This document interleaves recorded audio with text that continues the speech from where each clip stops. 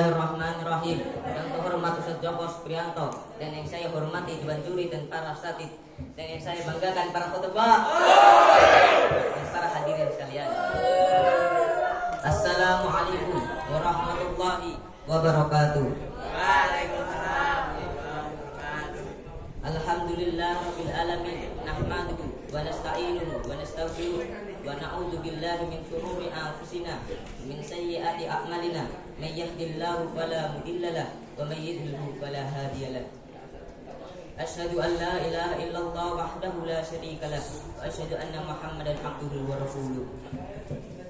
Qala ta'ala fi kitabihil karim, ya ayyuhalladzina amanu taqullaha haqqa tuqatih wa la tamutunna illa wa antum muslimun. Qala ta'ala, ya ayyuhan nasu taqu rabbakum alladzi khalaqakum min nafsin wahidah wa khalaqa minha zawjaha wa batha minhuma rijalan katsiran wa nisaa'a wattaqullaha alladzi tasaaluna bihi wal arham innallaha kana 'alaykum raqiba. Ya ayyuhalladzina amanu taqullaha haqqa tuqatih. Ya ayyuhalladzina amanu taqullaha wa qulu qawlan sadida yuslih lakum a'malakum wa yaghfir lakum dhunubakum wa may yuti'illaha wa rasulahu faqad faza fawzan 'azima. Amma ba'du, fa inna asdaqal hadis kitabullah wa khairal hadi hadi Muhammad sallallahu alaihi wasallam wa syarrul umuri muhdatsatuha wa kullu muhdatsatin bid'ah wa kullu bid'atin dhalalah wa kullu dhalalatin finnar. Pertama-tama, marilah kita panjatkan rasa puji syukur kepada Allah yang telah memberikan kita nikmat yang banyak, sehingga nikmat yang banyak jadi kata seluruh yang kita miliki hanya pemberian dari Allah. Bahkan jiwa dan raga kita ini sebenarnya adalah miliknya.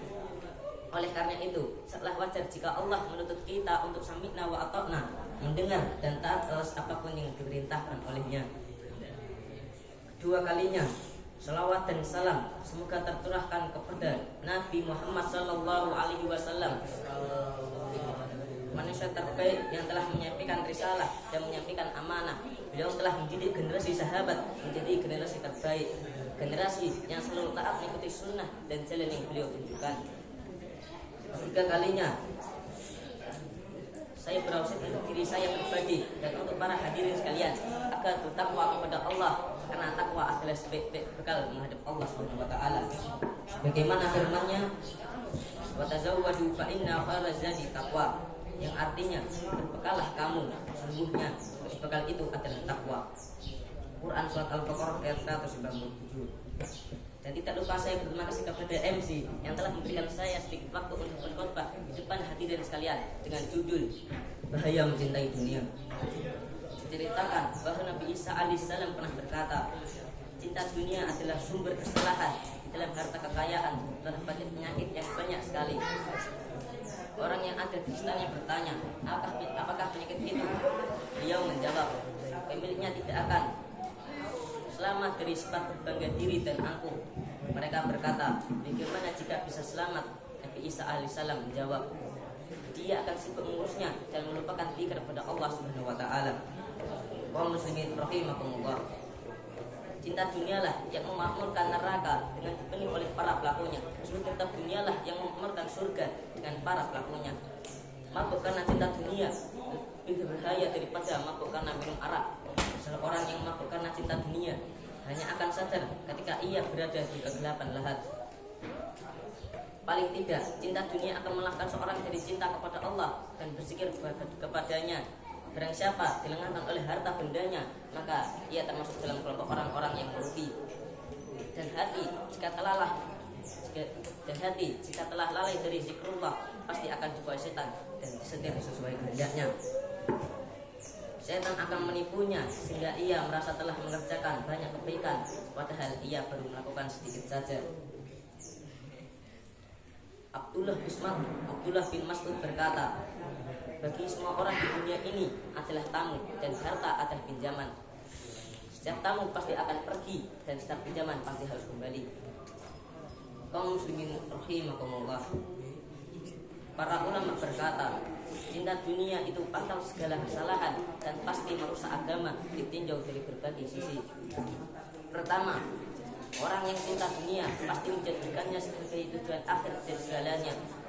ia akan berusaha semampunya untuk mendapatkannya, padahal seharusnya ia melakukan itu untuk sampai kepada Allah Subhanahu wa Ta'ala.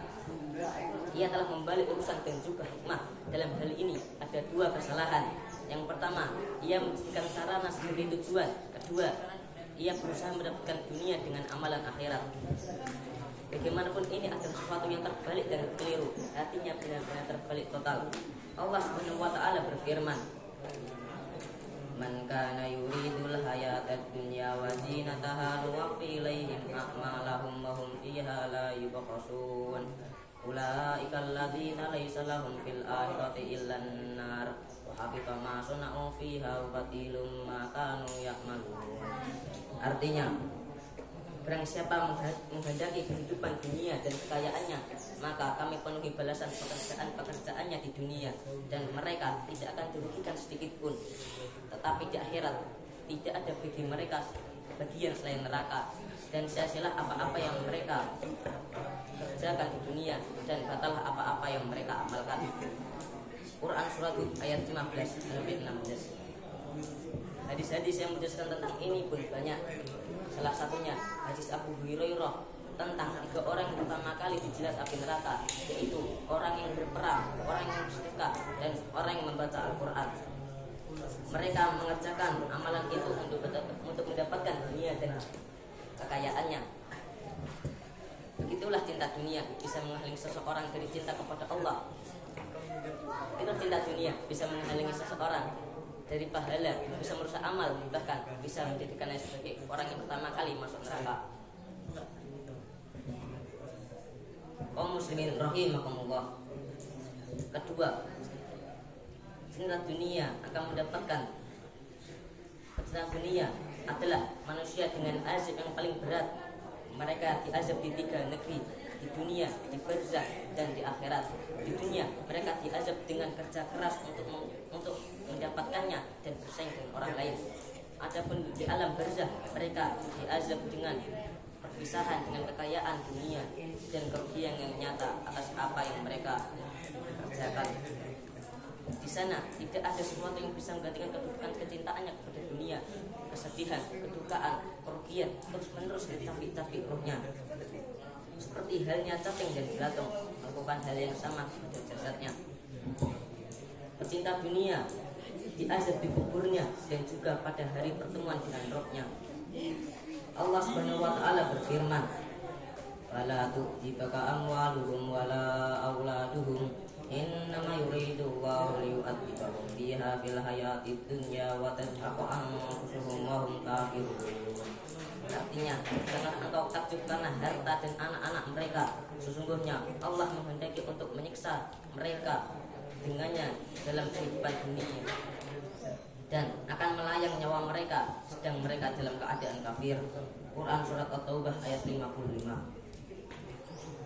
Menafsirkan ayat di atas, bagian ulama salaf berkata, mereka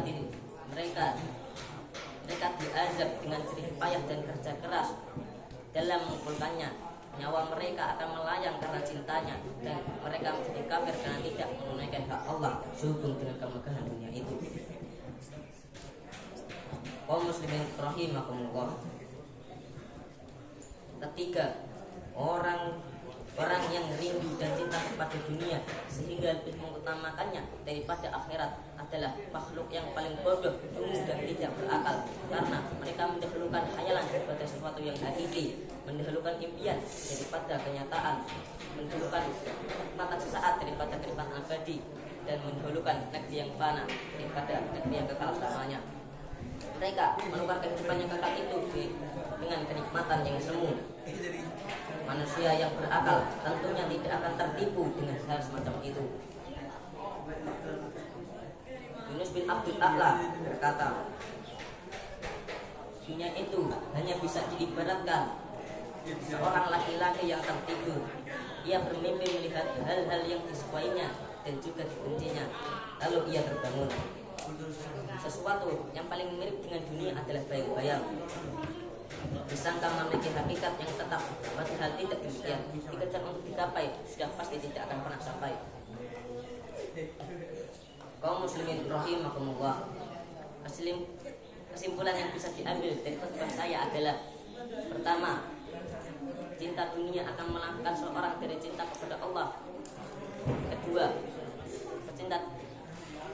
Kedua, orang yang beramal untuk dunia, Allah memberinya dunia, sementara ia tidak akan mendapatkan bagiannya di akhirat. Ketiga, orang pecinta dunia akan mendapatkan 3 azab di dunia, di barzakh dan di akhirat. Kaum muslimin rahimakumullah, sebelum saya akhiri khutbah saya, marilah kita berdoa, karena doa adalah sebaik-baik senjata bagi kaum muslimin. Bismillahirrahmanirrahim.